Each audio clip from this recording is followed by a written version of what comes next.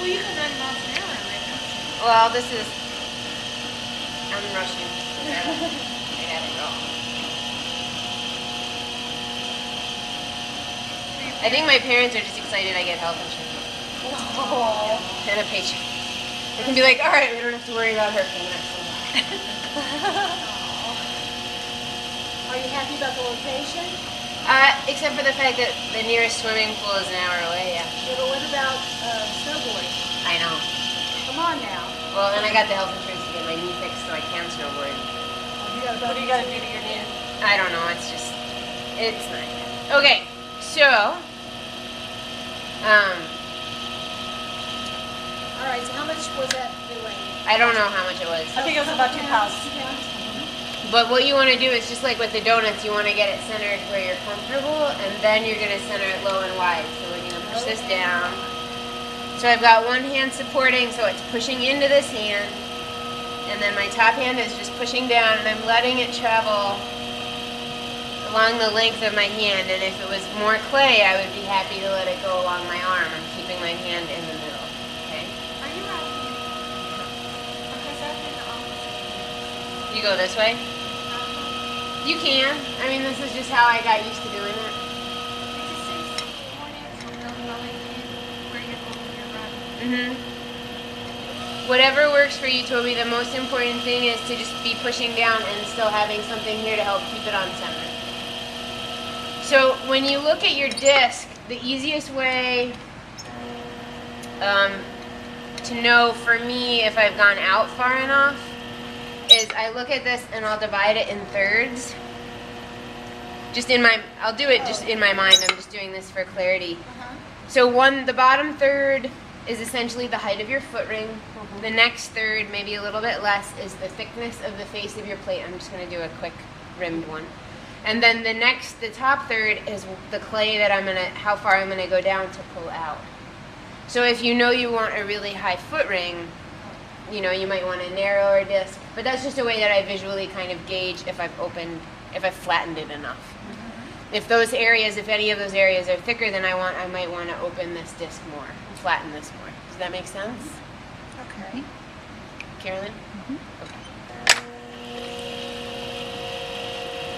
So from here, I'm just going to go ahead and open it up. So I'm going to start with my fingers. If you feel like this isn't strong enough, you can always come in with your pinky knuckle and do that first thing, but you've got to make sure that this doesn't get up too high away from you. So I tend to guard with my right, pull with my left, and always have my thumb on the outside so that I'm pushing against something. Like this isn't up here with nothing around it. The most important thing with plates is to really compress our bottoms because we've got a large flat surface. So taking that clay from this corner and just pushing it towards the middle.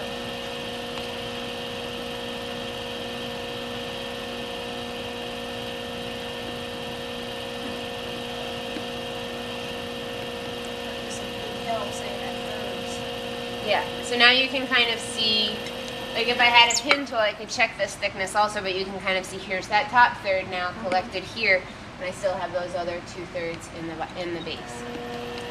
So I'm going to pull this much like I would a cylinder. I'm just going to come straight up, so my fingers on the inside, it's just that my fingers on the inside are going to connect with my thumb a little bit later because of the thickness of my bottom. My bottom's about that thick right now, right, to accommodate for my foot ring. So thumb is starting at the bottom, my fingers are resting here, and I'm just going to come up, and then when my thumb meets the fingers on the inside, they will travel also, and I'm just going to pull that wall like I would any normal cylinder. Not as aggressively inward, but I'm just pulling that up, even though it's going to be a plate, because of course up it's strongest, right? So right now the walls are kind of like this. There's a lot more clay in here than here. So I'm going to widen this a little bit and undercut a little bit on the outside to try and get that clay. So Linda, I've just pushed in with my fingertips. And you can do that before any pull, not just on plates. And I'm just going to let this come out a little bit wider, because remember also, I don't want to thin this rim anymore, because when I stretch that and bring it down, it's going to thin it anyway.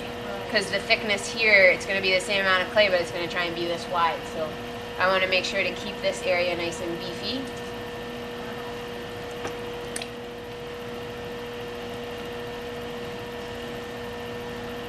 So I'm not moving any clay at this point. I'm just gonna stretch it out a little bit more. But before I go any further, I want to clean up what I've got, which means taking my rib. I want to undercut this now rather than when my rim is flat, because I can get under there more comfortably. Otherwise,